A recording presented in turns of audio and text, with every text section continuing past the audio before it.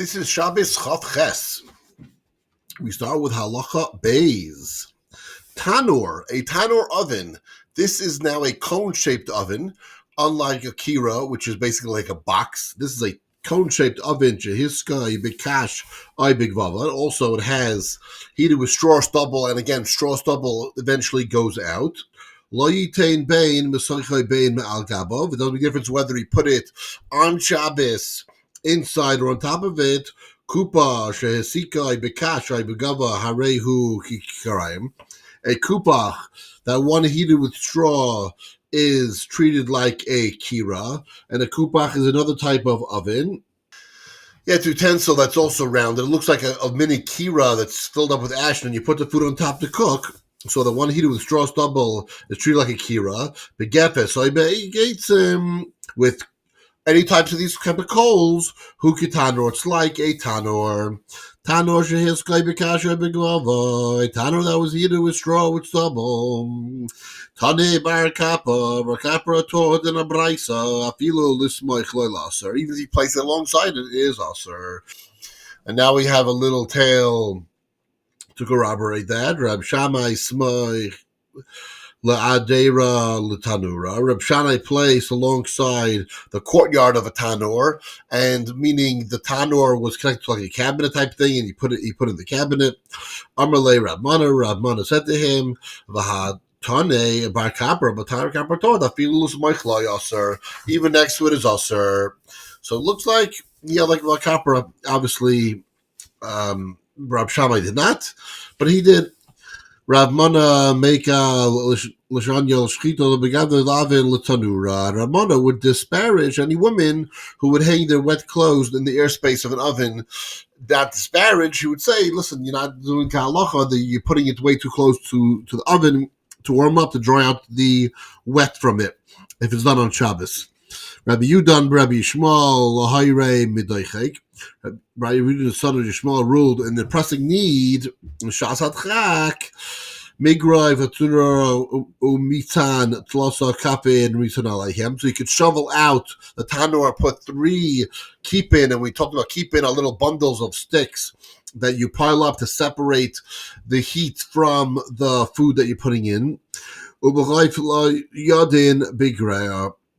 Only if the neighbors do not know about it. If it's neighbors are going to know about it, people are going to see what's going on. They're going to think that it's good, and it's not good. We don't want to give them the wrong idea. But if you do it, bitzina, little secret, then you could put it in there, and no one's going to think you're using the tanur, then that's fine. Rabbi Yisrael says, but only yishatz chak, maybe only in a person need. B'Shabbos ato mahala achar haseikai. With regard to Shabbos, you go after a kupach's heating. Ubetuma ad mahala echata givufai. But the god tuma, you go after the rim. Ein noisen beitza b'tzad hamechan b'shvil kisgalgel. One may not place an egg beside a hot kettle in order for it to get roasted. V'la yafkena b'sudron. Normally we break it open and fry it upon hot scarves. You know, the hot scarves are sitting either in the hot sun or on actually more likely on a hot stove. Then you wrap them in a circle. Then you put the egg on top of it. Rabbi Yossi Mater, he says mutter.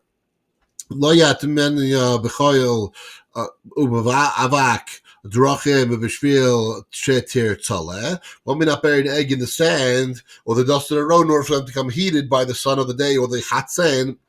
And that hot dust that's there, we're going to see why. And dafka only if it's buried. Ma'isa she'asu anshe Tveria. That happened with the people of Tveria. Haviyu Silchon Shel Tzoinin B'Soich Amma Shel Chamim. They put a pipe of cold water running through a canal of hot water. Amar Chacham said to them, in B'Shabbos, if the pipe went on Shabbos, Kichamin Shulchan B'Shabbos, it's like hot water that was heated on Shabbos. V'Surim B'Chitza B'Shtia, and it's usher to eat and drink from it. The in B'Yamtiv, if he did this on Yamtiv, Kichamin Shulchan B'Yamtiv, it's like water was heated in a fire on Yom Tiv. It's usher to wash from, but it's mutter to drink from. And this is obviously a sanction for the Rabbanon. It's not the Raisa because it's not from a fire source. Anything that's not from an actual fire source, not a Deraisa. This was the Rabbanon sanction because people could readily think that heating up water is allowed on Shabbos. Mulyar Hagruf, Malorium that was shoveled. And this is also a little kli. It's like a kettle that had a base on top, and coals would be stuck on the bottom, and the water that was in the kettle on top would get heated up. Shoisin, hey menu, b'Shabbos, when we drink them on Shabbos, antiki, but concerning an antiki, afalpi, shagrufa, even though shoveled of clothes, ain't shoisin menu, and we're going to find out what an antiki is. A nice nin based on beside hamecham. You can't put a egg. Zak the Gemara. Tamon Taninon. We learned in the Mishnah elsewhere. Tapuach Shiriskai Vinosnoi Lasoicha Isa. If one crushed an apple of truma and placed it in chulin dough, and the juices of the apple is going to make the chulin dough leaven. It's going to make it rise. The chimet, so it makes it leaven. Harezu asur. Then it's asur. Tani. We learned in the rice. Rabbi Yisrael. Matter. He says matter. And we can see why. He basically holds the same thing over there by Truma, it does here by Shabbos. Rabacha, Ravaba, B'Shem, Rav Yosi, Bar Chanina. Racha, Rabu said the name of Yisra. Chanina, Mapliki, what's the argument? B'Achmetz, B'Meimam, where the leavening is happening with the juice of the apple. Aval, Hachmetz, B'Kufay, where if the leavening happens with the apple itself, Divrei Kol Mutter. Everyone says Mutter because that's not the way you usually do it. It's not the way you usually do it. So therefore it's allowed. Is following his own judgment. So do Amar Tamam, just as you reasoned over there, that its leavening is not a true leavening, it's done through some other means that's not really the way it's done. So to here also, ain't tafshil bar. You're not cooking the way you usually cook. You cook on a fire. You don't cook in hot scarves. Hot scarves, don't cook. So therefore, he says it's allowed. Pagon Shetmono Bezeven is an unripe fig that was buried in straw, or a biscuit that was buried in coals, and the straw obviously was lit on fire, and the coals were lit on fire. If the part of them are sticking out, you could see them. It's all Shabbos. It's not, you cannot think on Shabbos. Rabbi Lazar Bar Tadei, he says no, it can be a little bit more makel than that. In either case, you stick in your spit or your knife and you take him out. Aisya de Rabbi Lazar Rab Tadai Rabbi Shimon. So you thought, right? What did they say? Tani, you learned in the Brisa. La yogorer adam es ha mita v'yasa kise v'yasa safsol v'yasa ki yarda. A person will not drag a bed, a chair, a bench, or a recliner. Because it's going to happen, it's going to create a furrow, and that is part of another malacha of sowing. You're creating a furrow in order to plant seeds. Obviously, here you're not doing it to plant seeds, but you're doing the same thing. You're making a furrow. So the question is like this: malacha mashaves, and what you have in your mind to do malacha is hazoi. Here's the machlokes. Do you have to have in mind to actually create a furrow? Or do you have to have in mind, I want to drag this object on soft earth? If you just have to have in mind, I'm going to drag the object on soft earth, and come what may, I don't care if it has a furrow. I don't want it to have a furrow. I don't want it to have a furrow. I do or don't. I don't really care. So then you're doing an action that's enough intent, because what I'm doing is I'm intending to drag something on soft earth that will make a furrow most likely. So therefore that's enough intent. Or do you have to have intent to make the furrow? Not that I'm dragging a bench. If I'm dragging a bench and I look over and I see it not make a furrow, I'll be happy or sad. I won't care. So therefore, my intent wasn't to make a furrow. My intent was to move the chair. Okay, it was on soft earth and I knew it might make a furrow, but it's not what my intent was. My intent was to move the chair.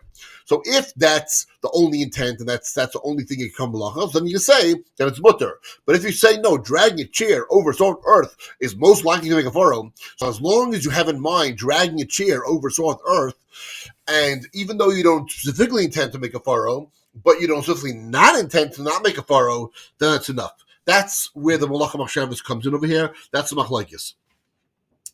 So Rabbi Shimon says matter, because Rabbi Shimon says, no, you have to have it specifically to make the furrow. Not that you don't care whether it makes the furrow or not. The furrow has to be your intent to make. It can't be just dragging a chair over soft earth. You have to actually intend to make the furrow. Unlike the other one who says you don't have to intend to make the furrow. You just have to intend to drag a chair over soft earth, which is an action that usually makes a furrow. So therefore, making the furrow is now a malacha.